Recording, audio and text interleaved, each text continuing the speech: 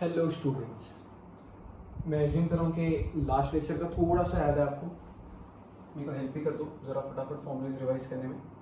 What is A bar dot B bar mod A mod B cos theta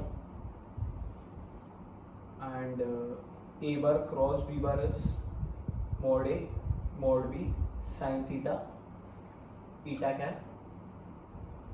Modulus of A cross B is mod A mod B sin theta. That's it. यही formula use होता है to find the angle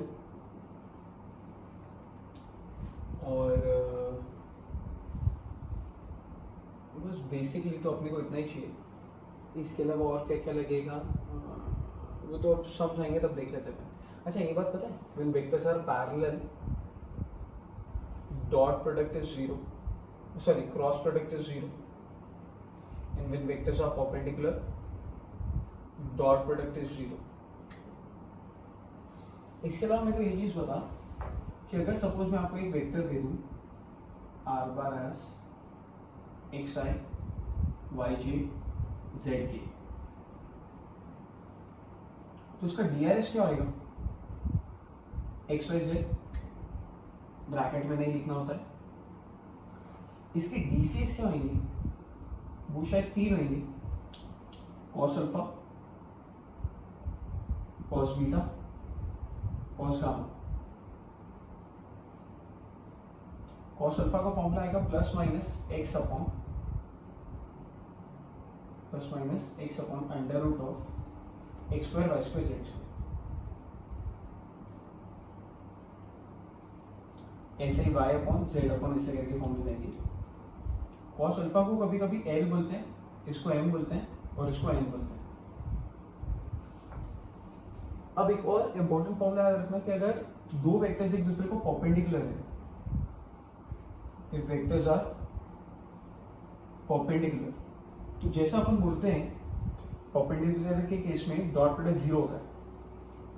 इधर भी ऐसे ही होगा, लेकिन इधर L1 L2 M1 M2 N1 N2 ये वैल्यू भी जीरो होगी। जब दो वेक्टर्स एक दूसरे को परपेंडिकुलर रहेंगे तब शायद DCS का डॉट प्रोडक्ट भी जीरो होगा। L1 L2 plus M1 M2 plus M1 M2। याद रखने का ट्राई करना, ये कुछ ज्यादा अच्छी कंडीशन है जो आज अपन यूज करेंगे। देखते चलो, सम स्टार्ट करें। So we were on exercise 5.4. Let us proceed further with the 12th sum. So the 12th sum is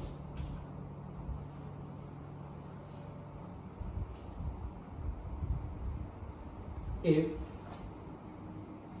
A bar is I plus J plus K and C bar is J minus T,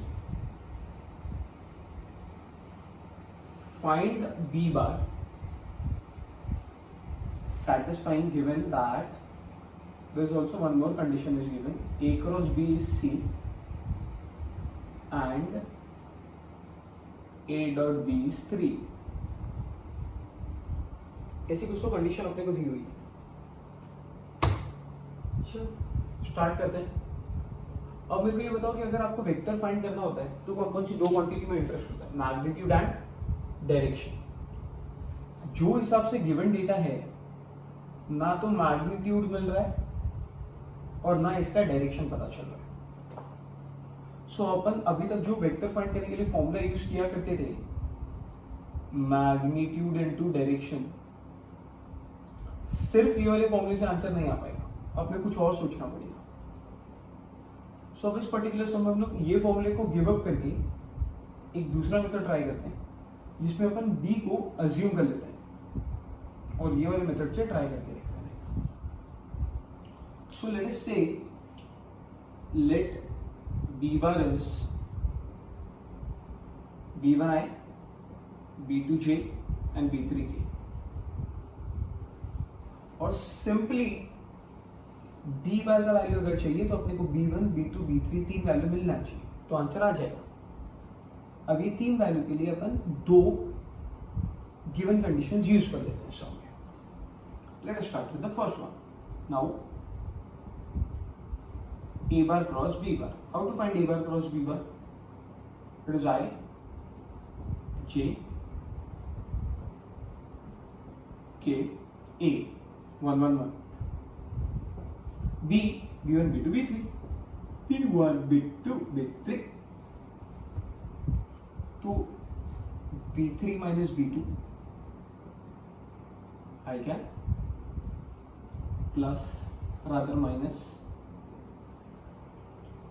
b3 minus b1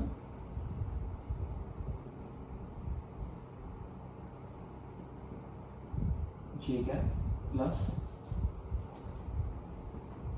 b2 minus b1 k क्या. ये जो answer आया ये a cross b का है. थोड़ा गंदा सा आंसर है बट काम चलाते हैं. लेकिन अब गिवन क्या था? a cross b is equal to c. मतलब this is equal to c और c का वैल्यू क्या है? j minus k. So indirectly वो लोग ये बोलना चाह रहे हैं कि दिस पूरा vector which is a cross b is equal to c vector which is j minus k. So अगर आप समझो ना, सो मैं इसको यूज कर रहा हूं, मैं ये कंडीशन यूज कर रहा हूं और मैं ये यूज कर रहा हूं और ये तीनों एरो वाली कंडीशन यूज करके मैं ऐसा लिख सकता हूं b3 minus b1 I b3 minus b2 I minus b3 minus b1 j plus b2 minus b1 k is equal to j minus k. So this is a cross b and this is c और ये दोनों equal हैं. अब तो ये ऐसा लग रहा है कि vector is equal to vector और जब दो वेक्टर्स एक दूसरे के साथ में इक्वेट किए जाते हैं तो i को i से इक्वेट करते हैं, j को j से एंड k को k से. So by equality of vectors what can be right?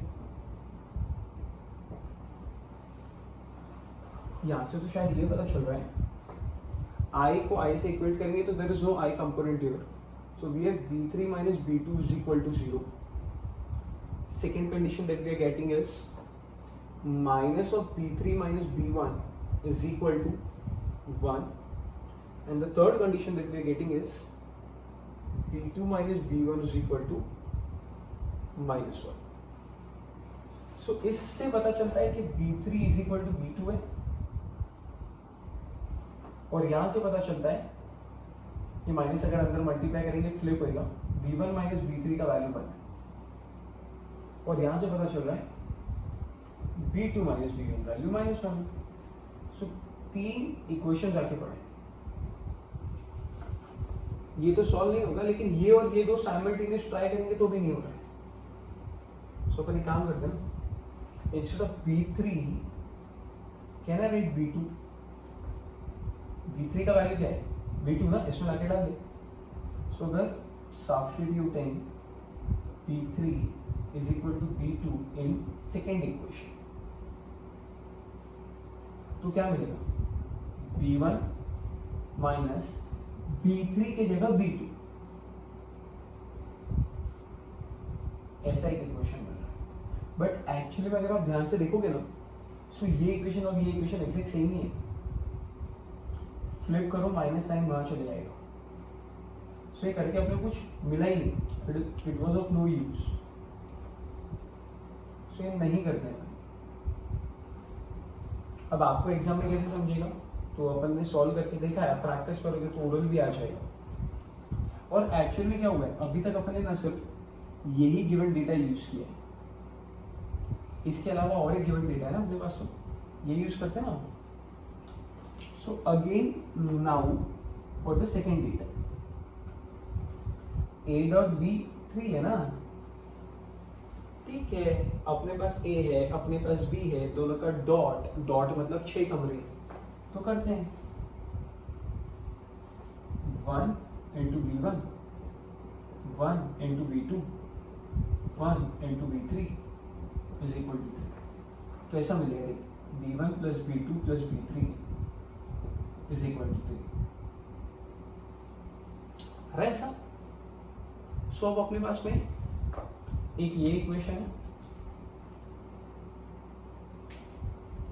ये दोनों तो ऑलमोस्ट सेम से ही है, और इन दोनों में से कोई भी जो आपको यूज करनी वो यूज कर लेना, बट इधर पहले ये 1 वाली यूज करते हैं। देख, substitute B3 as B2 in equation number 2। बोलो तो ये क्या बन जाएगा, B1 plus B2 plus B3 की जगह B2। तो यहां से मिल रहा है B1 plus 2B2 is equal to 3, equation number 3। और अब आप इसको और इसको साइमल्टेनियस सॉल्व कर पाओगे। देखो ध्यान से कर सकते हैं, ये B1 प्लस 2B2 है और ये minus B1 plus 2B plus B2 है। तो सॉल्विंग 1 and 4, बोलो 1 and 3 रादर, नहीं 3 and 4, sorry 3 and 4। So B1 plus 2B2 is 3, और दूसरा वाला ये वाला इक्वेशन मैं रीअरेंज कर रहा हूँ, minus B1 plus B2 as -1, ये कैंसिल होगा, 3B2 is equal to 2। 3B2 अगर 2 है तो B2 का वैल्यू 2/3 है, और यही सेम वैल्यू B3 का भी है। तो दो वैल्यू तो मिल गई। अब कौन सा वैल्यू बाकी है, B2 पता है, B3 पता है, तो आई गेस B1 ही बाकी है, वो तो आप इसमें सब्स्टिट्यूट करके निकाल दो। सो अब आपके पास में कौन कौन सी वैल्यू अवेलेबल रहेगी, हमारे पास में B1 भी है, B2 भी होगा और B3 भी होगा। जब तीनों वैल्यूज होंगे तो ये तीनों वैल्यूज में छोड़ते जाना, उठा के डालते जाना, तो आपको शायद कंप्लीट B वेक्टर मिल जाएगा जैसा रिक्वायर्ड था। थोड़ा अच्छा समझा, अपन ने पुराना देसी नहीं मारा है, एक नया मेथड ट्राई किया अपन ने, जिसमें अपन ने B वेक्टर जो ढूंढना था वो फॉर्मूले पे डिपेंड नहीं रहे, अज्यूम करके स्टार्ट किया। बिकॉज ना हर बार अज्यूम नहीं किया अपन ने, तो इसी के भरोसे थे। बट यहाँ पे काम क्यों नहीं आया, बिकॉज डेटा ही वैसा नहीं दिया था कि काम आ पाए। तो depending upon the given data we tried different another method rather, for which we assumed B bar as this. पूरा कंप्लीट तो नहीं हुआ है, लास्ट में एक छोटा सा पार्ट बाकी है, वो वाला पार्ट आप खुद से कर लेंगे। आई थोड़ा समझ में आया ये सब। चल फिर आगे जाते हैं। और अब 14th वाला सम देखते हैं। What is 14? क्या दिया है 14th सम?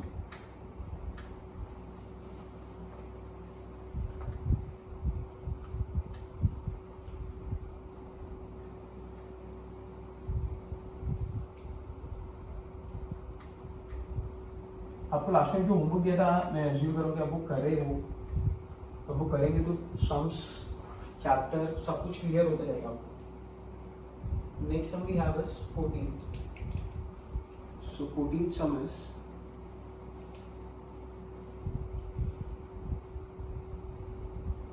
if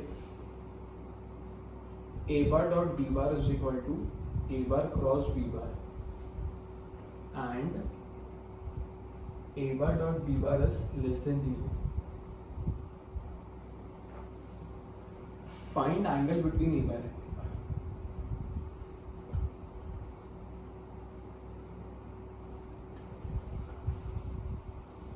तो देखो क्वेश्चन क्या है, magnitude of a dot b is equal to magnitude of a cross b and a dot b is less than 0, find angle between a and b।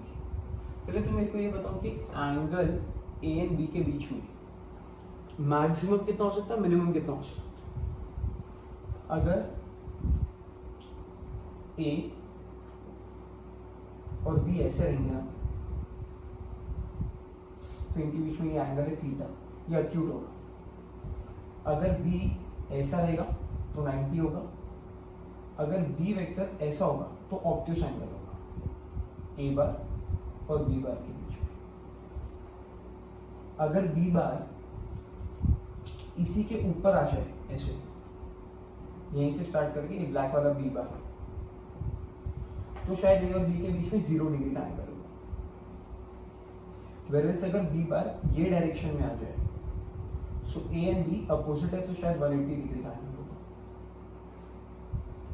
इसके अलावा कौन सा केस है, अगर बी बार इधर की तरफ होगा, ये बी बार होगा, अब एंगल कितना होगा, 180 या 180 से ज्यादा, 180 से ज्यादा। दैट इज रॉन्ग एक्चुअली में, बिकॉज आप ये एंगल देखोगे नहीं, आप तो यहाँ से जल्दी पहुंच सकते हो, तो आप ये वाला एंगल प्रेफर करो। सो जो एंगल होता है ना, वो हमेशा आपका 0 से 180 के बीच में होता है। वो कभी कभी 0 भी हो सकता है, कभी कभी 180 भी हो सकता है, but angle is always between 0 and 180, इस बात का ध्यान रखना। और इसी को अगर मैं दूसरे टर्म्स में बोलूँ तो ऐसा भी बोल सकता हूँ कि ये जो भी थीटा है ना, वो शायद फर्स्ट और सेकेंड क्वाड्रेंट में लाई करता है, क्योंकि 0 डिग्री यहाँ होता है। अब मैं इसके बारे में बात नहीं कर रहा हूँ आपसे, ए और बी दिखा भी नहीं रहा हूँ आपको कहाँ है, मैं आपसे सिर्फ इसके बारे में बात कर रहा हूँ कि ये कहाँ है और ये कहाँ है, और थीटा इनके बीच में। सो थीटा शायद 0 से 180 के बीच में, मतलब थीटा या तो फर्स्ट क्वाड्रेंट में होगा या तो सेकेंड क्वाड्रेंट में होगा। ये आप खुद भी बहुत ज्यादा अच्छे से समझ सकते हो। cos थीटा अगर पॉजिटिव होता है तो शायद फर्स्ट क्वाड्रेंट में होता है, और cos थीटा यहाँ पे नेगेटिव होता है, ये आपको पता है। ये मैं इसलिए बता रहा हूँ ना कि जो थीटा है वो 0 और 180 के बीच में है। अगर अब यही cos थीटा का आंसर अगर नेगेटिव आ गया तो शायद सेकंड क्वाड्रेंट में होगा थीटा। मतलब इनडायरेक्टली मैं ये बताना चाह रहा हूँ कि वो टाइम पे एंगल जो बनेगा वो ऑब्ट्यूस बनेगा, और अगर आपको cos थीटा पॉजिटिव आ गया तो वो शायद फर्स्ट क्वाड्रेंट में होता है पॉजिटिव, और फर्स्ट क्वाड्रेंट में जो थीटा रहेगा वो 90 से कम रहेगा, मतलब एंगल जो बनेगा वो एक्यूट बनेगा। एक्चुअली मैंने दो चीज लिंक की है, एंगल बिटवीन वेक्टर्स को क्वाड्रेंट में ऑल साइंस टीचर्स के थ्रू समझाया मैंने। This is angle between vectors, इस चीज को मैंने क्वाड्रेंट का यूज करके आपको बढ़ाने का ट्राई किया। ये जो एंगल है ये दो पार्ट्स में हो सकता है, या तो लेस देन 90 या मोर देन 90। अगर मोर देन 90 होगा तो ऑब्ट्यूस एंगल बनेगा क्योंकि कॉस नेगेटिव आ जाएगा वो केस में, और लेस देन 90 होगा तो ऑब्ट्यूट एंगल बनेगा, ये पता है, वो केस में कॉस पॉजिटिव आएगा। तो ये सारी बातें ना इस पर्टिकुलर सम में काम आने वाली, इसके लिए मैंने ये पढ़ाया। रखते हैं ना, बाद में काम आएगा। क्या बोल रही है, modulus of A cross B. अरे what is modulus of A cross B? It is simply mod A mod B cos theta. What is modulus of A cross B? ये डॉट के लिए था, क्रॉस के लिए क्या होता है? Mod A mod B sin theta. तो मॉड ए जाएगा, मॉड बी जाएगा, तो शायद cos theta is equal to sin theta आ रहा है। अब cos theta is equal to sin theta कब होता है? जब थीटा 45 डिग्री रहेगा, या फिर थीटा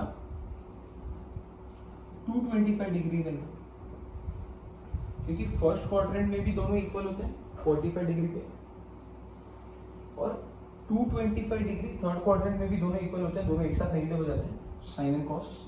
तभी भी तो दोनों इक्वल होंगे, दोनों एक साथ नेगेटिव होते हैं तो, और यहाँ पे दोनों एक साथ पॉजिटिव होते हैं।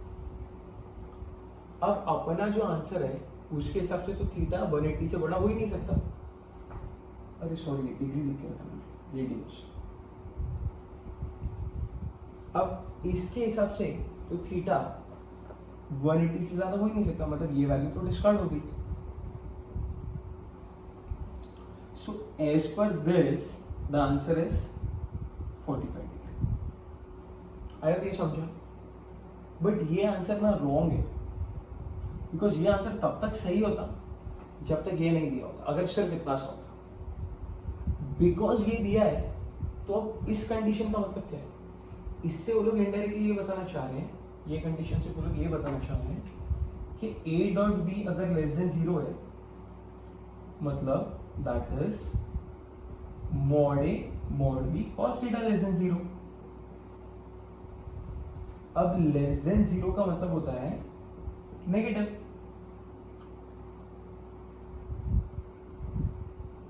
ये आपको पता होगा, मतलब ये लोग ये बोल रहे हैं कि ये जो वैल्यू है ये वैल्यू नेगेटिव है क्योंकि ये लेस देन 0 है। अब मॉड्यूलस वाली वैल्यू तो कभी भी नेगेटिव हो ही नहीं सकती, बिकॉज ये तो लेंथ है, ये भी लेंथ है, तो बचा कौन? cos थीटा ही हुआ ना, तो इस पूरे को नेगेटिव होने के लिए शायद cos थीटा नेगेटिव रहेगा।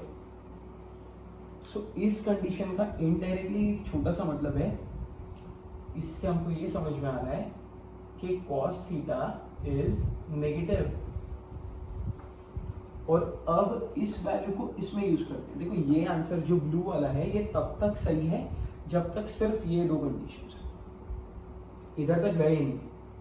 बट अगर इस पे भी ध्यान दिया जाए तो ये आंसर रॉन्ग है, बिकॉज इसके हिसाब से cos थीटा नेगेटिव है।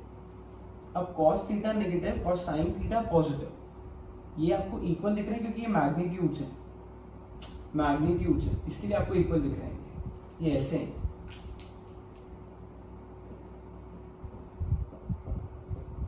तो अब तक ये सही है। बट जैसे ही पता चला कि cos नेगेटिव है, अब cos नेगेटिव होने की वजह से आपको जो 45 डिग्री दिख रहा है वो आपको यहां दिख रहा है 45 डिग्री।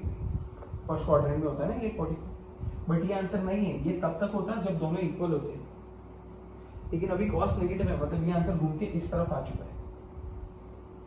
सो अब ये पूरा एंगल है व्हिच इज 135 डिग्री। ऑब्वियसली आपको पता होगा cos negative and sin positive 45 degree पे इक्वल रहेंगे।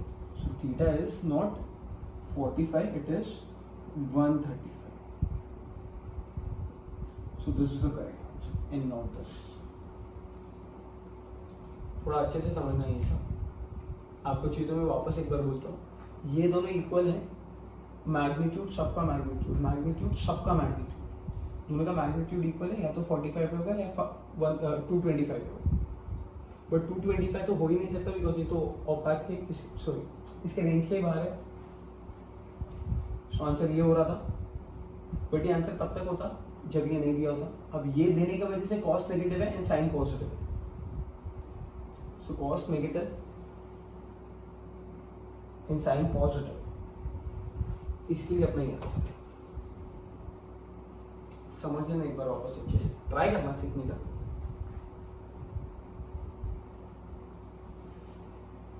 देख अपन क्लास में होगा हम तो इसको और ज्यादा अच्छे से पढ़ाता, थोड़ा जोक्स वोक्स मारते, बट अभी ये सब ऑप्शन नहीं है यार।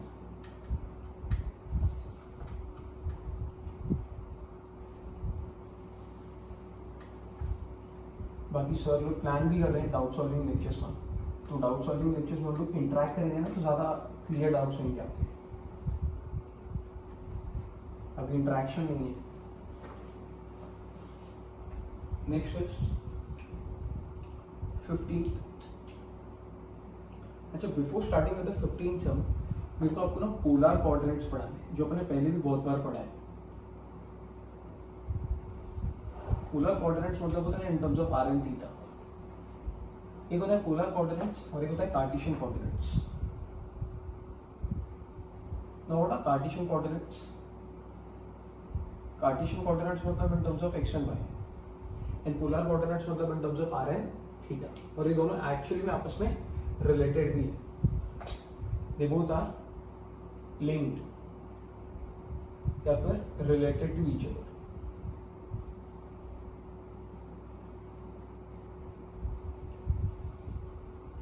ये कैसा है? X axis, Y axis, any point से एक्स कॉमा वाई,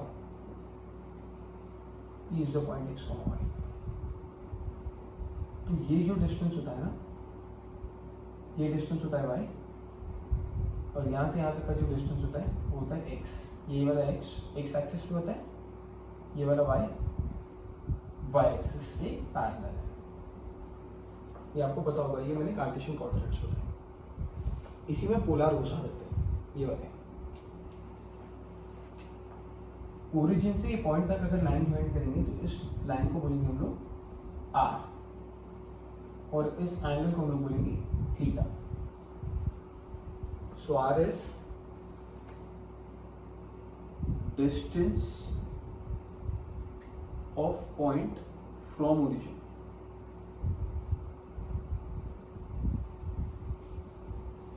पॉइंट का डिस्टेंस ओरिजिन से, from one point to another point, distance is called as r, and theta is angle between distance and x-axis। distance और x-axis के बीच का angle है theta. ये तो बताइए आपको पॉइंट्स कैसे प्लॉट किए हुए, ये समझना r और थीटा है। इसका एग्जांपल भी दिया हुआ है, अपने क्लास में बहुत बार डिस्कस किया, मिलिट्री बेस कैंप, ये सब डिस्कस किया है अपन ने। सो पोलर कोऑर्डिनेट्स आपको समझ में आया थोड़ा थोड़ा। अब वो सम क्या दिया सम,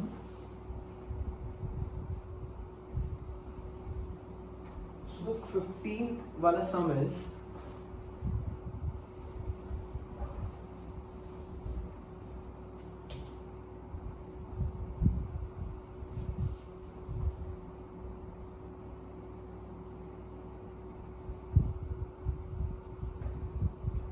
by vector method, prove that by vector method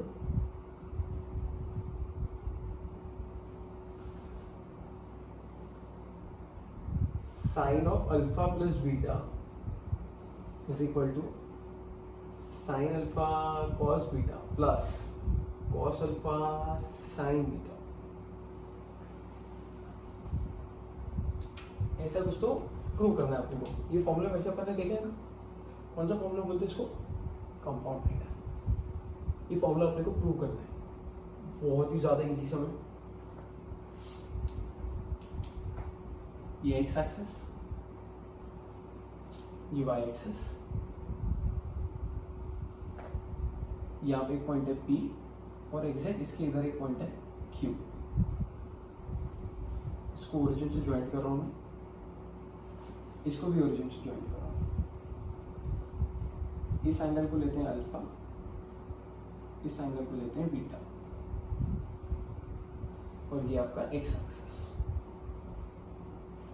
अगर मैं बोलूँ ये डिस्टेंस 1 है ओरिजिन से पॉइंट तक का, ओरिजिन से क्यू तक का,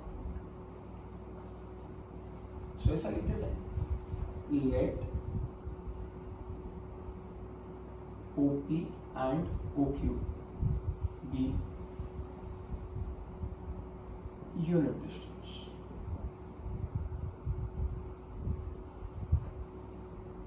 where O is origin,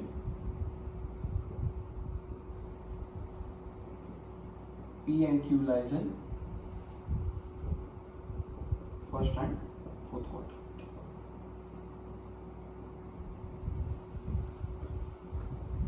यहाँ तक आपको समझा होगा। So by polar coordinates, can anyone tell me P के coordinates क्या हो जाएंगे? पोलर कोऑर्डिनेट मतलब होता है r, थीटा, जैसा आपने डिस्कस किया था। r is the distance, so distance 1 है and theta is beta. So 1, beta होना चाहिए था, और ये होना चाहिए था 1, अल्फा। बट क्योंकि पोलर कोऑर्डिनेट्स आपको बताया नहीं मैंने आपको, ओके एक बार वापस से देखते हैं। पोलर कोऑर्डिनेट्स में कैसा था, ये वाला पॉइंट x, y था, ये x होता है, ये y होता है, ये r था और ये थीटा था। सो इस राइट एंगल ट्राइंगल में what is sin theta, y upon r, and cos theta x upon r। यहां से y का वैल्यू कितना मिलेगा, r sin थीटा, और x का वैल्यू क्या मिलेगा, r cos थीटा। तो ये पॉइंट को ना ऐसा नहीं लिख के हम लोग ऐसा भी लिखते हैं, r cos theta, r sin theta. ये जो x और y यहाँ से निकाला ना, x is r cos theta, x is r cos theta, y is r sin theta. So मैंने पॉइंट को यूजिंग पोलर लिख दिया है। वही सेम चीज यहाँ पे करके बताओ। सो ये P पॉइंट क्या हो जाएगा, P point will be r cos theta, r is 1, theta is beta, तो cos beta, comma sin beta, और Q पॉइंट क्या हो जाएगा, r cos थीटा होता है, r is 1, theta is alpha, cos alpha, comma sin alpha. But क्योंकि ये point अपना फोर्थ क्वाड्रेंट में है तो शायद x negative, sorry y negative होना चाहिए। और आप उल्टा भी सोचो, अगर आपको ये नहीं समझा, वैसे समझ जाएगा कि पॉइंट फोर्थ क्वाड्रेंट में तो नेगेटिव होना चाहिए। कुछ लोग ऐसा भी सोच सकते हैं कि यहाँ से एंटी क्लॉकवाइज डायरेक्शन में जाते हैं ना ऊपर, तो एंगल पॉजिटिव है, लेकिन अगर आप क्लॉकवाइज डायरेक्शन में नीचे की तरफ आओगे तो एंगल नेगेटिव हो जाएगा। तो एक्चुअली अल्फा नहीं है, ये माइनस अल्फा है। वो भी लेके देखते हो, cos of minus alpha and sine of minus alpha, तो आपको यही आंसर आएगा। और जिनको नहीं समझा उनको इतना समझा, फोर्थ क्वाड्रेंट में एक्स पॉजिटिव आई नहीं।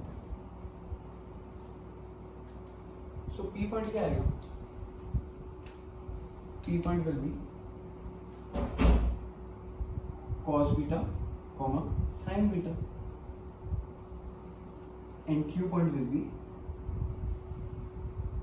cos alpha minus sin alpha. अब अपन फाइंड करना चालू करते हैं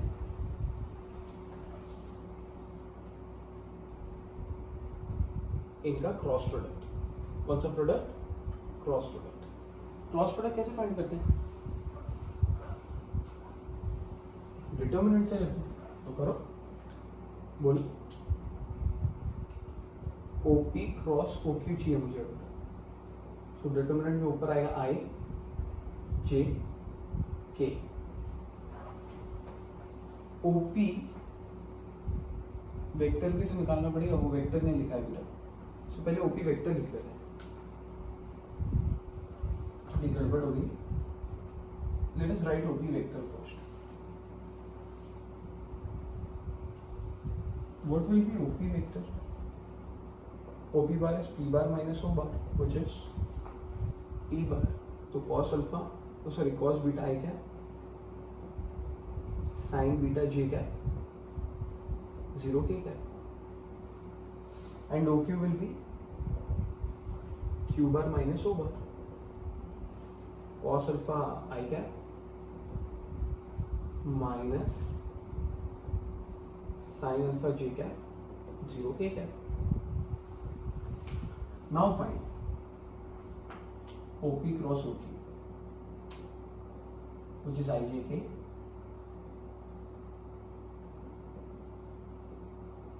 बोलो। OP cos beta sin beta 0, cos alpha minus sin alpha 0। तो I के साथ आएगा 0, J के साथ आएगा 0, और K आने वाला है बस। K के साथ क्या आएगा, minus sine alpha cos beta minus cos alpha sine beta times के क्या। देख लो वापस, आई के साथ में, सॉरी आई के साथ में 0, जे के साथ में भी 0 हो रहा है। के के साथ में बचेगा कहीं पहले this into this which is sine alpha cos beta with a negative sign minus of cos alpha sine beta. अब चाहो तो माइनस कॉमन ले लो, sine alpha cos beta plus cos alpha sine beta. कुछ अपन आंसर की तरफ बढ़ते हुए ये देखिए ऐसा तो आ गया है बट नेगेटिव साइन के साथ आ गया है, देखते हैं ना। और कोई तरीका है क्या ओपी क्रॉस ओक्यू फाइंड करने का? Also OP cross OQ find करने के लिए अपने पास तो फॉर्मूला भी है।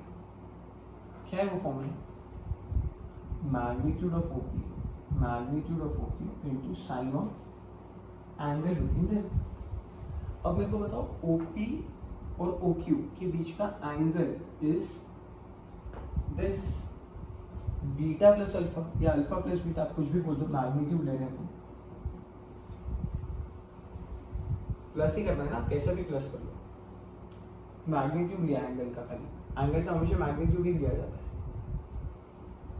अब इसके साथ में एक वेक्टर भी आता है के कैप बोलते हैं, इसको यूनिट वेक्टर बोलते थे, ईटा।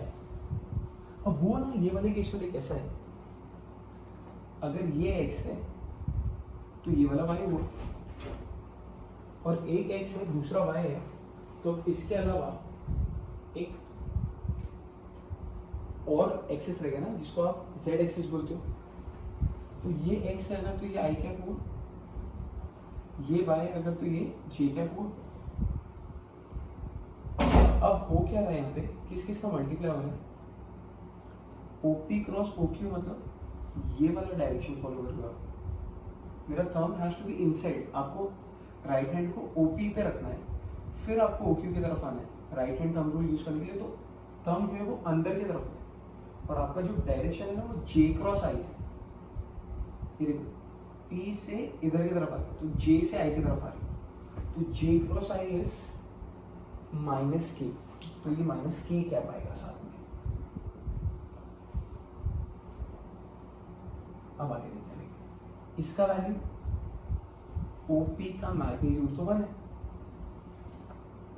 OQ का मैग्नीट्यूड भी 1 है, और ये एंगल है sine of alpha plus beta into minus k cap, जिसका फाइनल आंसर है 1 into this minus sine alpha plus beta times k cap.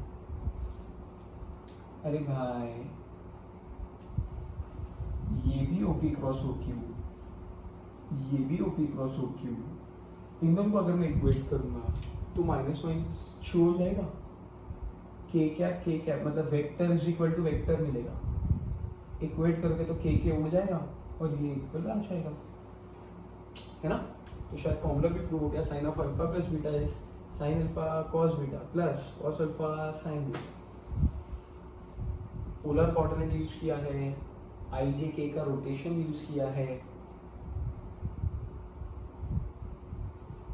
Unit vectors use किए अपन ने, मैग्नीट्यूड 1। अब देखो समझेगा, बहुत सिंपल है, दो तरीके से किया अपन, क्रॉस प्रोडक्ट ही फाइंड किया है, क्रॉस प्रोडक्ट ही फाइंड किया है, क्रॉस प्रोडक्ट डिटर्मिनेंट से फाइंड किया है, क्रॉस प्रोडक्ट फॉर्मूले से फाइंड किया है, और दोनों को लास्ट में इक्वेट करते हैं। बस उतना ही है सब। अच्छा देख, और एक बात है, यही सब में ना मैंने ऐसा लिखा है OP क्रॉस OQ, तो मुझे राइट हैंड को ना अंदर की तरफ प्रोजेक्ट करना पड़ रहा है, OP पे OQ, और थंब मेरा अंदर की तरफ जा रहा है, इधर भी OP क्रॉस OQ। लेकिन इसी को अगर आप ऐसा लिखोगे ना OQ क्रॉस OP, तो आपको माइनस साइन नहीं आएगा और आपको डायरेक्ट आंसर आएगा। क्यों पता है? क्योंकि तब आप राइट हैंड को OQ पे रखोगे पहले और फिर आप OP की तरफ जाओगे, तो आपका थंब का डायरेक्शन बाहर की तरफ आएगा और ये I क्रॉस J बनेगा। तो I क्रॉस J तो शायद K होता है, इधर वाली केस में उल्टा बन रहा था, इधर J क्रॉस I बन रहा था जो मैंने सॉल्व किया।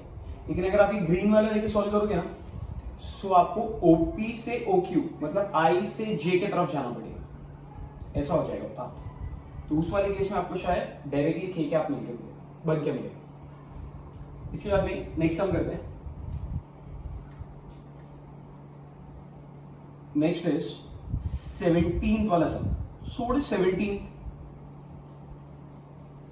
एक थोड़ा बड़ा समय, and before starting with the 17 सम ना कुछ 2-3 बातें सीख लेते हैं। वैसे तो अपने को पता है, बट शायद वापस सीख लेते, याद कर लेते। और मैं बात कर रहा हूँ उस चैप्टर की जो आपने स्कूल में पढ़ा था, जिसका नाम था क्वाड्रेटिक इक्वेशंस। अभी अगर स्कूल में जाके अपन याद करके आए तो क्वाड्रेटिक इक्वेशंस के कितने आंसर्स पॉसिबल होते हैं? 2, जिनको हम लोग कभी कभी ऐसा भी बोलते हैं roots of the quadratic equations. इसके अलावा क्वाड्रेटिक इक्वेशंस में 2 रूट होते थे, स्कूल में उनको डिनोट करते थे अपन अल्फा और बीटा से, अगर याद होगा तो। वैसी सब बातें याद करते हैं और मेरे को चेक कर करके बता फटाफट। फॉर एग्जाम्पल अगर मैंने आपको ये लिख के दिया 5x square minus 3x plus 1 is equal to 0, so this is a quadratic equation in terms of x के टर्म्स का क्वाड्रेटिक है। क्वाड्रेटिक कैसे पता? बिकॉज हाईएस्ट पावर 2 है। सो ये भी क्वाड्रेटिक इक्वेशन है क्या? हाँ, this is also quadratic equation in terms of y। अब मेरे को सोच के बताना कि ये क्वाड्रेटिक इक्वेशन है क्या?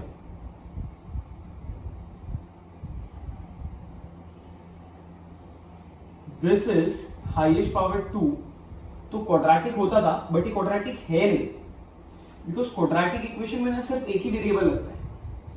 जैसे इसमें पूरे x है, इस पूरे इक्वेशन में y है, इस पूरे इक्वेशन में a एंड b दोनों आ गया। सो हम लोग इसको quadratic equation in terms of a नहीं बोल सकते, ना ही हम इसको quadratic equation in terms of b बोल सकते हैं, और ना ही हम लोग इसको quadratic equation in terms of a भी बोल सकते हैं। ये तो कभी भी होता ही नहीं। 2 वेरिएबल्स में कभी इक्वेशन नहीं बनती क्वाड्रेटिक, वो हमेशा एक ही वेरिएबल से डील करता है। सो मेरे को सोच के पता कि ये वाला क्वाड्रेटिक है क्या? 11x square plus 5xy minus 7y square, is this a quadratic? अगर ध्यान से देखा जाए तो x स्क्वायर है, x है, तो quadratic equation in terms of x बोल सकते हैं हम लोग इसको। लेकिन अगर उल्टा देखोगे तो शायद y स्क्वायर है और y है, सो ये तो quadratic equation in terms of y भी बन सकता है। मतलब इस इक्वेशन पे अपन डिटरमाइन नहीं कर पा रहे कि क्वाड्रेटिक इन x है या क्वाड्रेटिक इन y है, y स्क्वायर और y। तो इन दोनों में कंफ्यूज है, इसके लिए हम लोग इसको क्वाड्रेटिक इक्वेशन बोलते ही नहीं। सो this is not a quadratic equation. Quadratic वही होता है जिसमें सिर्फ एक ही वेरिएबल डील करता है। इतना समझ में आया कि क्वाड्रेटिक इक्वेशन किसको बोलते हैं। सो अब इसके आगे बढ़ते हैं, और क्योंकि ये quadratic equation in terms of x है, तो यहां से ना 2 आंसर्स निकलेंगे, और दोनों भी आंसर्स को बोलते थे हम लोग roots of the quadratic equation. एक रूट को मैं x1 बोलता हूं, दूसरे को मैं x2 बोलता हूं। स्कूल में इसको ही ऐसे पढ़ा था आपको, ax square bx plus c is equal to 0। ये क्वाड्रेटिक इक्वेशन का जनरल फॉर्म हुआ करता था। और अब ना इसके 2 रूट्स होते थे, अल्फा एंड बीटा, और अल्फा प्लस बीटा का फॉर्मूला हुआ करता था minus B by A. Alpha into beta का फॉर्मूला हुआ करता था सी बाई ए। सेंटेंसेस बोलता हूं मैं, इंग्लिश में सेम सेंटेंस था। Alpha and beta are the roots of the quadratic equations, and sum of the roots is minus B by A, product of the roots is C by A. इस quadratic equations के roots थे alpha and beta.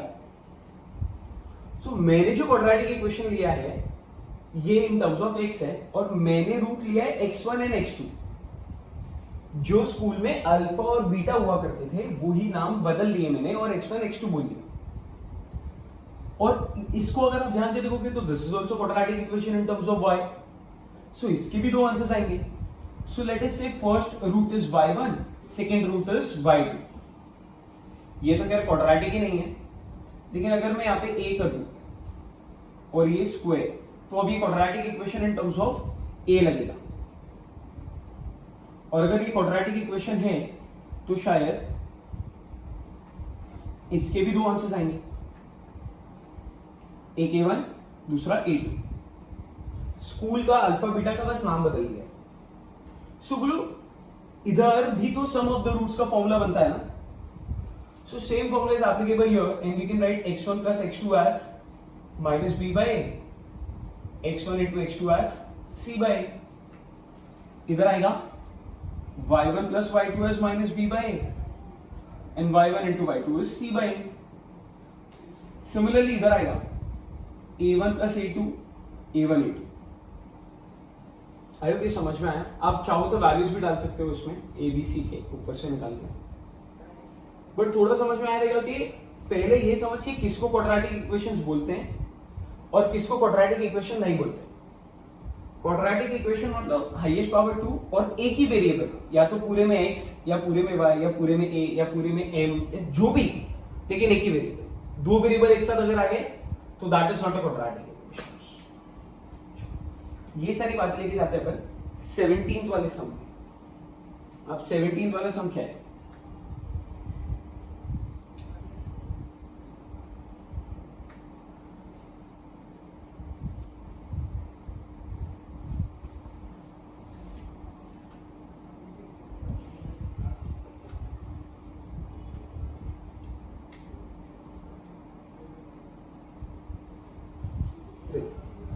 So what is 17th?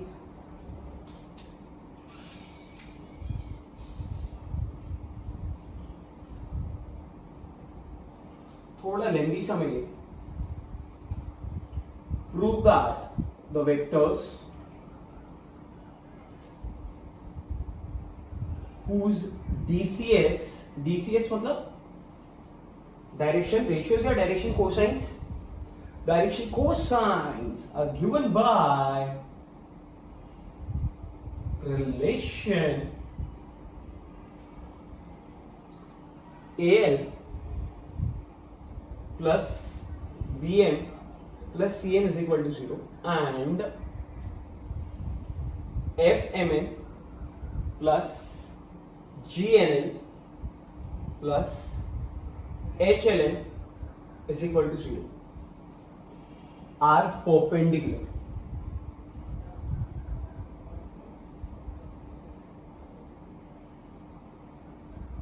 If f by a, g by b, h by c is 0. F by a, g by b, h by c is 0. So we are supposed to prove that, कुछ तो prove करना है. Prove that the vectors whose DCS are given by, दो relations दिए. ये पहला relation है और ये दूसरा रिलेशन. ये दोनों रिलेशन है और ऐसा बोला है कि vectors are perpendicular. Prove that the vectors are perpendicular. ऐसा क्वेश्चन है कि वेक्टर्स परपेंडिकुलर हैं whose DCS are given by the relation this and this, जिसके DCS ये दोनों रिलेशन से बंधे हुए हैं.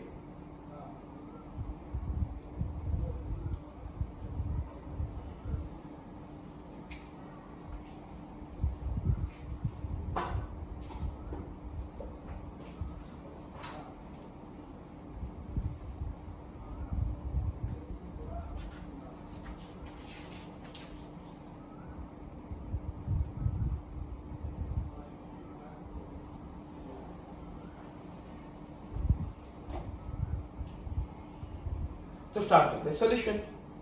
ऐसा सम तो पहले भी किया अपन ने. ये दोनों इक्वेशन में से जो छोटा इक्वेशन है उसमें से वैल्यू निकालने का और बड़े में डालने का, ये अपन ने पढ़ा था. आपके हिसाब से छोटा कौन सा है, फर्स्ट या सेकंड? Obviously first. वहां से अपन किसी का भी एक का वैल्यू फाइंड कर सकते हो. आप ए का कर सकते हो, एल का, एम का, एम का, आपको चाहिए जिसका आप उसका वैल्यू फाइंड कर सकते हो. लेट अस से हम लोग एन का वैल्यू फाइंड करते हैं. What is an? This is equation number 1 and this is equation number 2. So from 1, n is equal to minus AL minus BM upon C. ये जो n का वैल्यू आया है ये उठा के सब्स्टिट्यूट कर देते हैं. Substitute n in 2. थोड़ा बड़ा होगा सम, लेंदी है. n का वैल्यू उठा के इसमें डालते हैं. इसमें n एक तो फर्स्ट टर्म में इधर है, सेकेंड टर्म में इधर है और थर्ड टर्म में तो है ही नहीं। सो ये इनका वैल्यू दो लेके डालते हैं, इधर और इधर। सो दोनों जगह एन डालने से अच्छा, वो भी इतना बड़ा बड़ा वैल्यू दो बार डालने से अच्छा अपन एन ही कॉमन ले लेते ना। तो क्या बन जाएगा equation number 2, n times f m g l, ऐसा बचेगा f m g l plus H L M is equal to 0।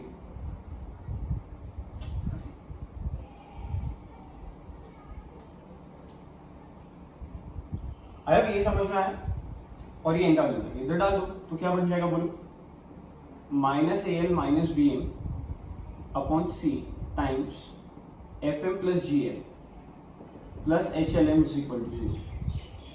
F और मल्टीप्लाई करते हैं, माइनस ए एल पूरे से मल्टीप्लाई करेंगे तो minus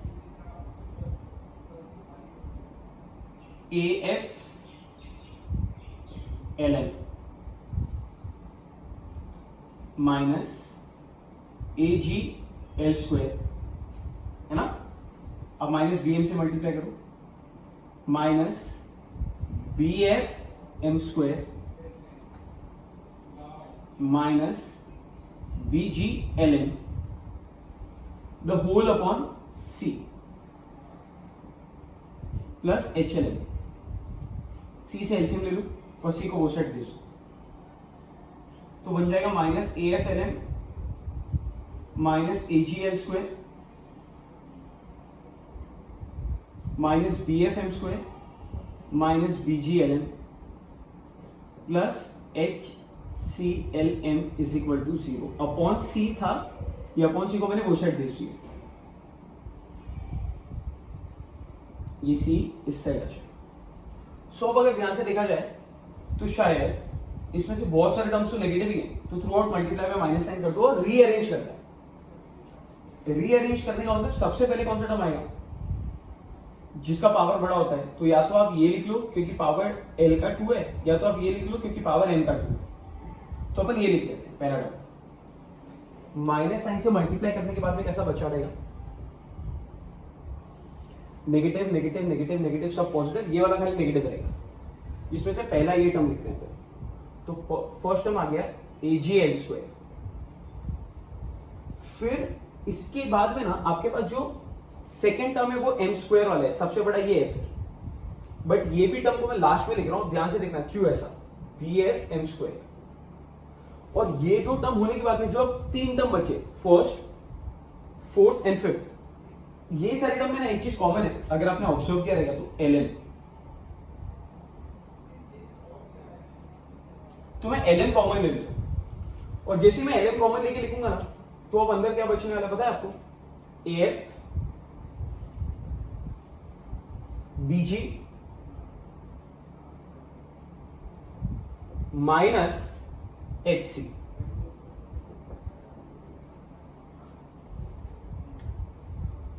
times l M plus b F M square is equal to 0। अगर आप ध्यान से देखोगे तो ये इक्वेशन तो बन गया, बट क्या मैं इसको बोल सकता हूं ये क्वाड्रेटिक इक्वेशन है, A G L square. I hope थोड़ा क्लियर है, कंफ्यूजन कम है। एक एल स्क्वायर है, एक एल एम है और एक एम स्क्वायर है। सो क्वाड्रेटिक नहीं है, क्योंकि क्वाड्रेटिक तो वो होता है कि जिसमें हाईएस्ट पावर 2 के साथ साथ एक ही वेरिएबल चले, मतलब या तो एल हो अब या तो एम ही हो, क्योंकि इसमें तो एल स्क्वायर भी और एम स्क्वायर भी है, तो दो वेरिएबल में तो क्वाड्रेटिक नहीं है। सो this is not a quadratic equation. Quadratic बनते बनते रह गया साला। सो अब अपन क्या करते ना, इसको divide throughout by m square कर देते हैं, divide throughout by m square. तो जब आप एम स्क्वायर से डिवाइड करोगे क्या बनेगा बोलो, ए जी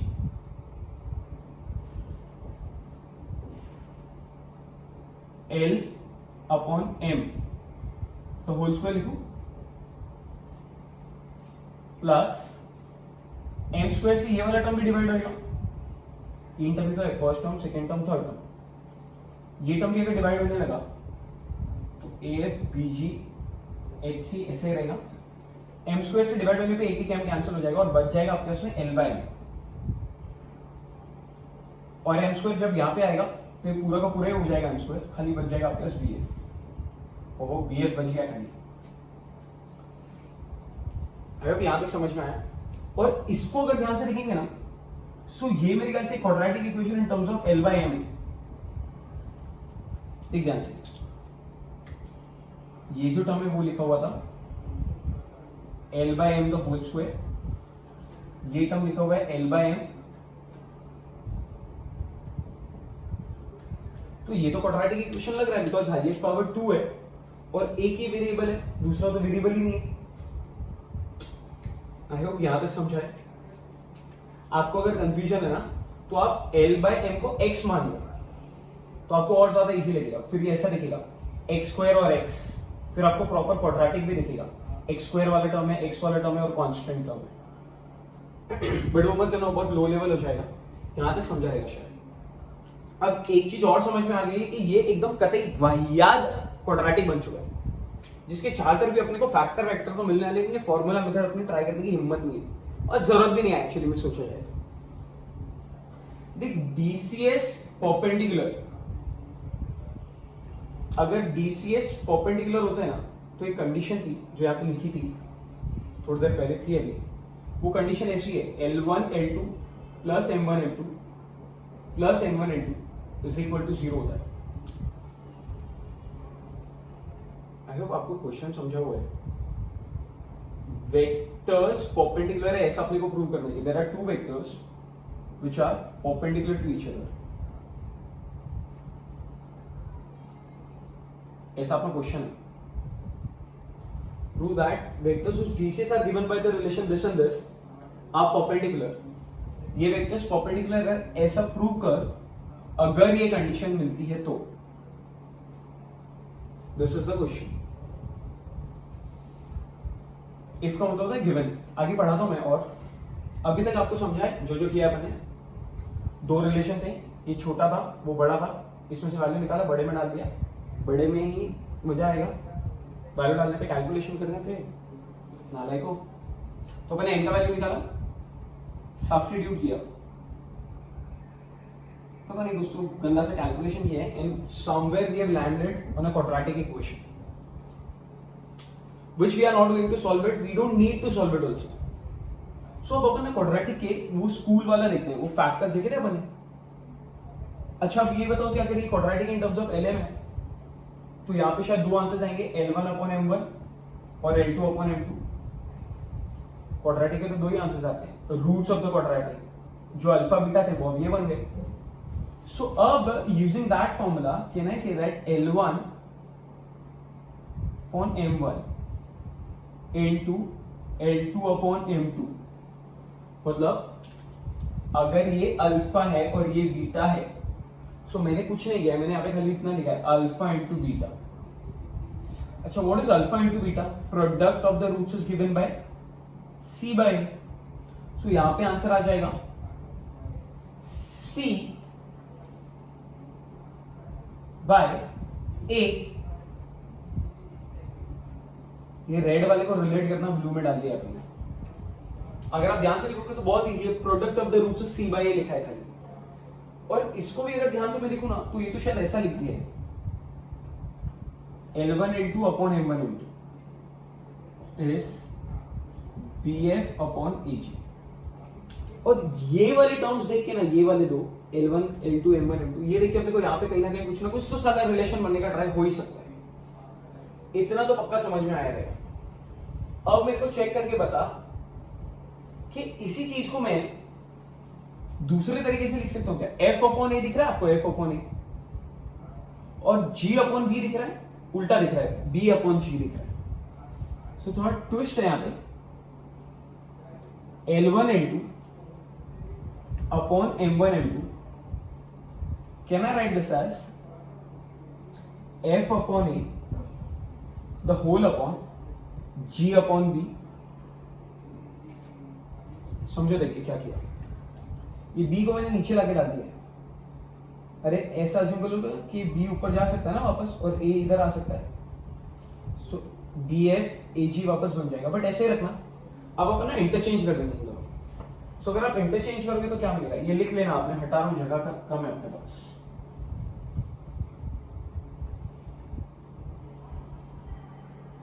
सो अब क्या बनने वाला है अपने पास,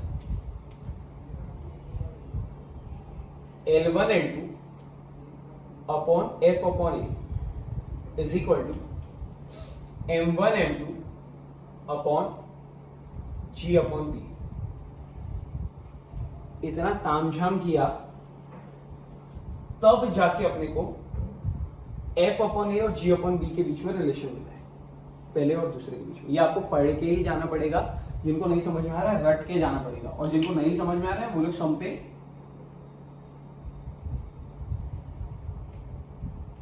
या नहीं अटेम्प्ट करना, ऐसा कुछ भी जो भी आपको लगता है वो लिख देना।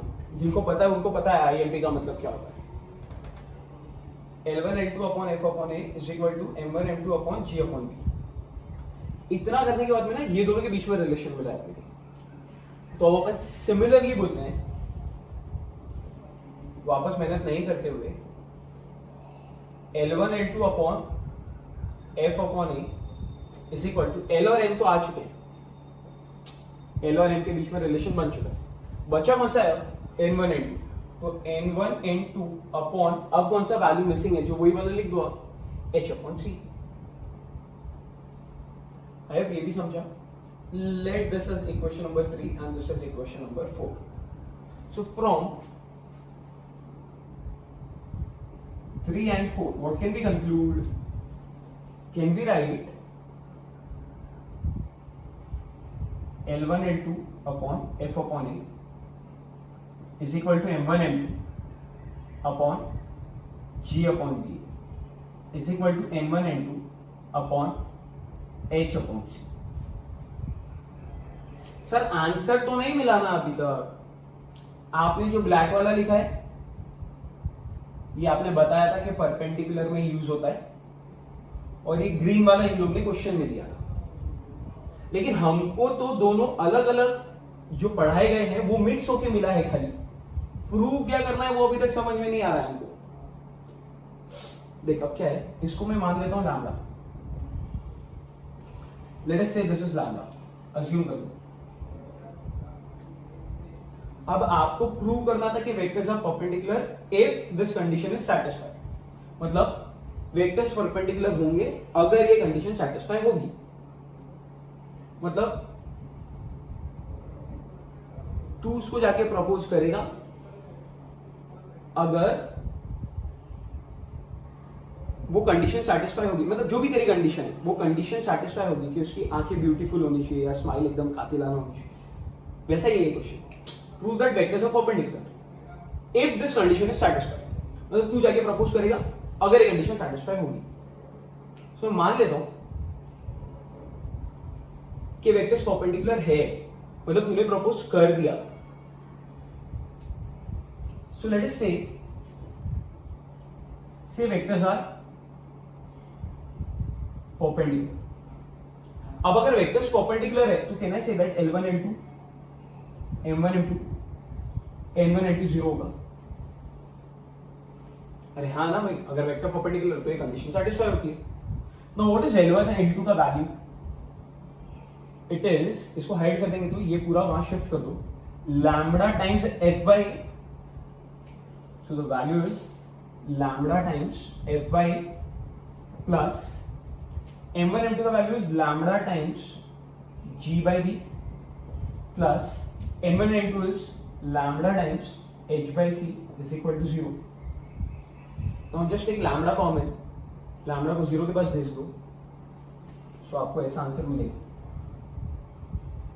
lambda common F by G by B H by C is 0, तो F by G by B H by C is 0।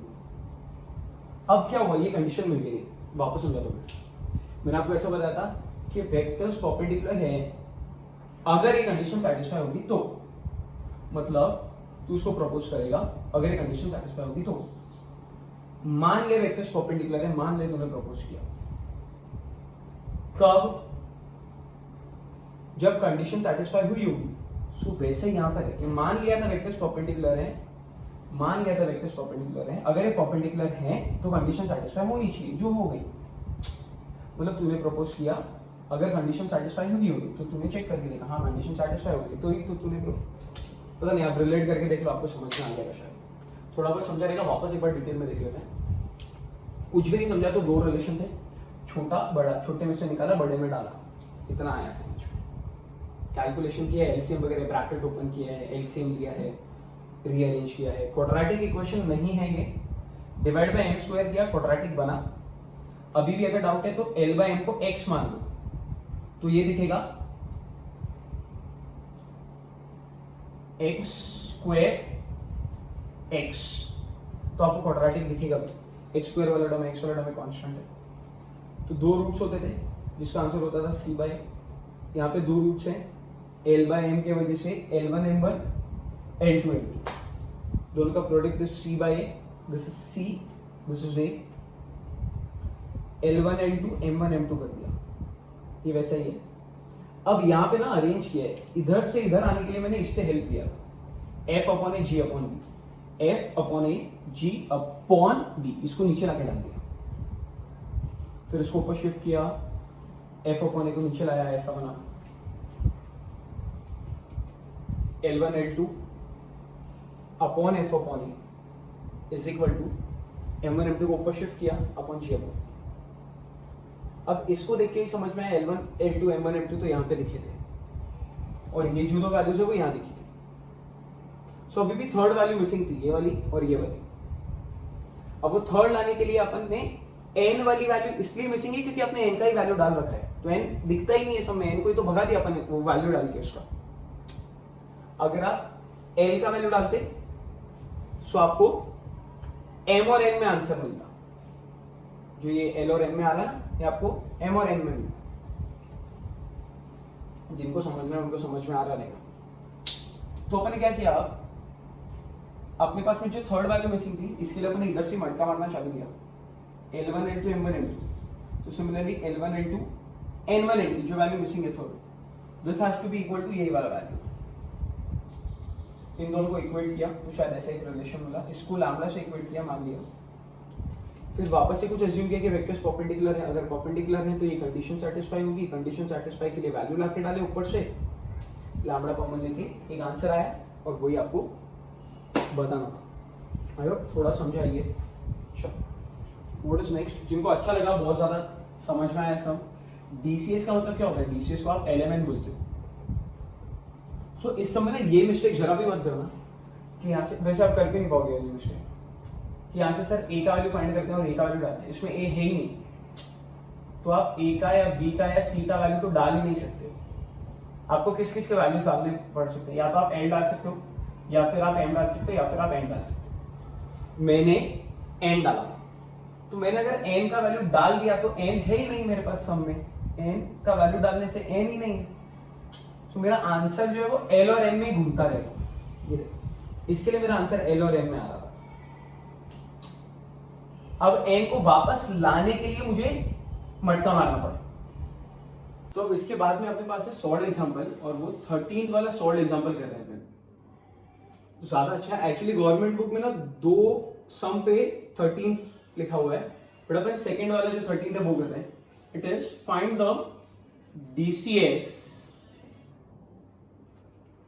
of the line which is find the DCS of the line which is perpendicular to the lines with direction ratios DRS as -1 to 2 and 0 to 1। अब अगर आप सम को ध्यान से पढ़ोगे ना, तो अपने को डीसीएस फाइंड करना है। किसका DCs? DCs of the line, मतलब एक लाइन का डीसीएस फाइंड करना है। Line is perpendicular to the lines. अब जो लाइन है वो लाइन बाकी दो लाइंस को परपेंडिकुलर है, ऐसा बोले। मतलब ये वाली जो लाइन है वो इसको परपेंडिकुलर है और ये वाली लाइन ना दूसरे वाले को भी परपेंडिकुलर है। अगर आप ध्यान से देखो तो आपको दिखेगा शायद कि ये जो लाइन है वो दोनों को परपेंडिकुलर है। ये एक लाइन, इसी के साथ साथ में अपने पास में दूसरी लाइन भी है।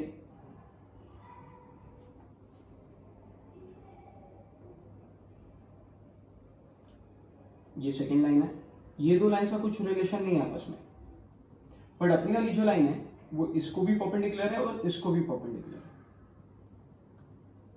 ऐसी कौन सी लाइन होती है या ऐसा कौन सा, अब देखो क्वेश्चन में कैसा है ना, क्वेश्चन में सब कुछ बात की लोग ने लाइन के बारे में, लेकिन अपन जानते हैं ऐसे एक वेक्टर को जो बाकी दो वेक्टर्स को परपेंडिकुलर होता है। ऐसा कौन सा वेक्टर है जो बाकी दो को परपेंडिकुलर होता है? Suppose this is a bar and this is b bar, so the vector which is perpendicular to a bar and b bar is known as a bar cross b bar। ये right hand thumb rule से आता है a cross b, जो शायद दोनों को perpendicular रहेगा। सो दुविधा क्या है, आपको फाइंड क्या करना है? आपको ये देखो, लाइन में और वेक्टर में डिफरेंस भी तो है। लाइन को दोनों साइड एरो होता है और वेक्टर को एरो नहीं होता है दोनों साइड, वो पॉइंट होता है। तो थोड़ा तो अलग है सम, लेकिन वेक्टर से ही करेंगे अपन, भले लाइन का सम है। Find the DCS of the line. DCS एक लाइन की फाइंड करो, डीसीएस फाइंड करो इस लाइन के, ये वाली लाइन के, which is perpendicular to the two lines with DRS। अब अपने को ना ये दोनों लाइंस का DRS दिया हुआ है और आपको ढूंढना है DCS ये वाले लाइन का। सो अपन एक बार यहां पे आते हैं और मेरे को चेक करके बताओ आपके पास में टोटल कितने DCS हैं, या DCS का मतलब होता है डायरेक्शन कोसाइंस, जो तीन है, cos alpha, cos beta, cos gamma. अभी कॉस अल्फा क्या है? Plus minus x upon under root of x square Y square Z square, या फिर कुछ भी ले लो, plus minus a1 upon a1 square a2 square a3 square, तीन वैल्यूज हैं। इसमें एक्स वाई जेड क्या है? ये एक्स वाई जेड होता है डीआरएस। और ये डीआरएस मिलता कहां से? सपोज एक वेक्टर है, इस वेक्टर के कंपोनेंट्स को निकालेगा ना, उसको ही डीआरएस बोलते हैं शायद अपन। और डीआरएस रिड्यूस भी होते हैं, ब्रैकेट में नहीं लिखते, ये सब बातें पढ़ी है अपन ने। सो उल्टा जाओ, उल्टा कि अगर डीसीएस चाहिए तो ये फॉर्मूला यूज करना पड़ेगा। ऐसे 3 बार फॉर्मूला यूज करने पड़ेंगे, लेकिन फॉर्मूला तब यूज कर पाएंगे जब आपके इसमें ये सारी वैल्यूज रहेंगी। So now to find DCs we are not interested in DCs, we are interested in DRs कि भाई ये दे दो, ये दे दोगे तो हम ये निकालेंगे। And to find DRs we need vector. So ultimately we are interested in vector. Vector बताओ, वेक्टर में से डीआरएस निकालेंगे, डीआरएस में से डीसीएस निकालेंगे। प्रोसेस तो यही है। अलग अलग सम्स के, अपन ने बहुत सारे सम्स किए हैं डीसीएस फाइंड करने के। हर सम नए मेथड से हो रहा है क्योंकि गिवन डेटा अलग है। आप खुद से एक टेबल बना के देखो कि डीसीएस फाइंड करने वाले सम्स मेथड क्या है, गिवन डेटा क्या है।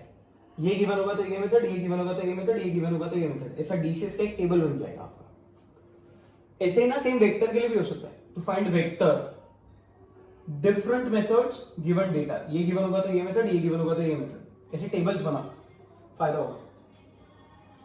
अब आपको डीसीएस चाहिए तो डीआरएस निकालना है, डीआरएस निकालना है वेक्टर में से, मतलब इनडायरेक्टली हमको इसका एक वेक्टर चाहिए। देख क्या करो, मैं इसी लाइन पे ना मैं एक वेक्टर कंस्ट्रक्ट करूं। वेक्टर मैंने आपको बताया लाइन जैसा नहीं होता है, लाइन को ना दोनों साइड पे एरो होता है, तो लाइन कितना भी ऊपर नीचे जा सकती है, लेकिन वेक्टर को दोनों साइड पे डॉट है क्योंकि इसका मैग्नीट्यूड फिक्स है, तो ये इतना ही रह सकता है। सिमिलरली इस पे भी एक वेक्टर मान लेते हैं, ये रहा, और इस पे भी एक वेक्टर मान लेते हैं, ये रहा। सब टोटल 3 वेक्टर हो गए, एक ए बार वाला, एक बी बार वाला और एक ये ब्लू वाला जिसका नाम होगा ए क्रॉस बी। सो हमारे पास में ए का डीआरएस है, सो अपन इसका वेक्टर बना लेते हैं minus I cap plus 2j cap plus 2k cap. B के लिए भी ऐसा ही करते हैं, 0 I cap 2j cap and k cap. और अब अपन फाइंड कर लेते हैं a bar cross b bar. So what is a bar cross b bar? It is by determinant of i j k। a bar is -1 to 2 and b bar is 0 to 1. So the answer turns out to be I के साथ आएगा -2, j के साथ आएगा +1 and k के साथ आएगा -2। सो ऐसे एक वेक्टर मिल रहा है जिसका नाम है a बार क्रॉस b बार। यही वेक्टर ये है ना, इस वेक्टर का क्या निकाल लेते हैं अपन? DRS। तो आंसर आएगा -2 1 -2। और इस DRS से हम लोग निकाल लेंगे DCS। तो बोलो DCS क्या आएगा? cos alpha plus and minus -2 upon under root of 4 + 1 + 4 which is +-2 upon 3। जैसे मैंने cos अल्फा निकाला है, आप cos बीटा और cos गामा भी निकाल सकते हैं खुद से। तो हमको DCS मिल गए उस लाइन के जो परपेंडिकुलर थी बाकी दो लाइंस को। एक्चुअली मैं इन दोनों की क्रॉस वाली लाइन। अब ये ना फर्स्ट मेथड है जो मेरे को लगता है इजी है, बट ये थोड़ा लेंथी है। अपने बुक में ना सॉल्व एग्जांपल में आप जाके देखना, एक सेकेंड मेथड दिया हुआ है। ये मेथड नहीं है जो मैंने एक्सप्लेन किया है, वहां पे एक दूसरा मेथड अवेलेबल है। वो लोग बोलते कि अगर ये DRS है ना और हमको DCS चाहिए, तो DCS को हम लोग LMN से भी डिनोट करते हैं। अगर आपको याद होगा तो यही फॉर्मूले में शायद cos अल्फा को L, इसको M और इसको N के नाम से अपन डिनोट करते थे। तो लोग बोलते हैं कि अगर DCS LMN है और हमारी वाली लाइन इन दो लाइंस को परपेंडिकुलर है, so let LMN be the DCS। तो लोग ना रिलेशन बना लेते हैं, ये उसमें डाल डालते हैं L + 2M + 2N is equal to 0 and 0L + 2M + N is equal to 0। अब आपके पास में ना दो रिलेशंस अवेलेबल हैं। आपको अच्छे से पता है कि कैसे करते हैं ऐसे सम। छोटे वाले में से एक वैल्यू निकाल के बड़े वाले में डालते हैं, सॉल्व करोगे, आंसर्स रेशियो के फॉर्म में आएंगे। उस रेशियो के इक्वल टू ऐसा रहेगा, रेशियो के फॉर्म में आएंगे। यहाँ नीचे जो लिखे रहेंगे ऊपर LMN आएगा और नीचे जो लिखे रहेंगे इन तीनों को हम लोग बोलेंगे DCS। आई होप ये वाला सम थोड़ा समझा है। मेरे हिसाब से सेकेंड मेथड समझना इजी है, सॉल्व करने के लिए समझने के लिए फर्स्ट मेथड इजी है, सॉल्व करने के लिए सेकेंड वाला मेथड इजी है। एक लास्ट सम, फिर आज का लेक्चर वाइंड अप करते हैं।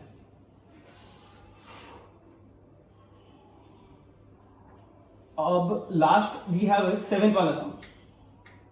व्हाट इज 7th सम? और एक 8th वाला सम है जो आप लोग को खुद से करना है सॉल्व। बहुत ज्यादा अच्छा सम है,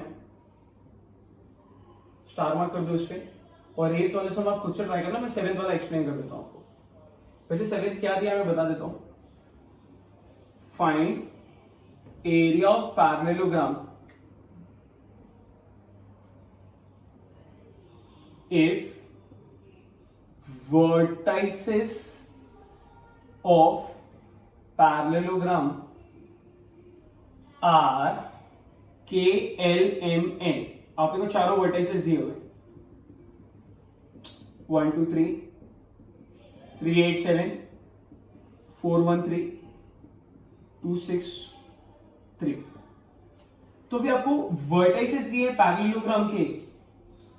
तो अगर आपको K, L, M और N चारों दे दिए और आपको इसका एरिया फाइंड करना है, सो कोई बताएगा मेरे को what is area of parallelogram? अब इसके लिए तो अपने पास में दो फॉर्मूले अवेलेबल है।